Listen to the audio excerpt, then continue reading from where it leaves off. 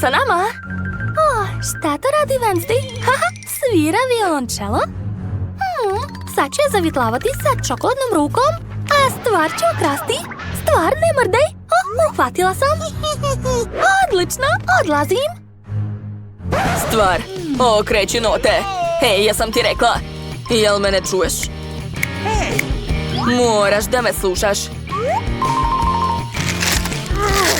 Šta? To nije stvar. Nešto nije u redu. Sigurno je to Enid uradila. Sad ću je naučiti pameti. Zamenit ću njen češelj na čokoladu. Da vidimo kako će očešljati svoju odvratnu šarenu kosu. Kakav lep dan. Dakle je vreme da se sredi malo.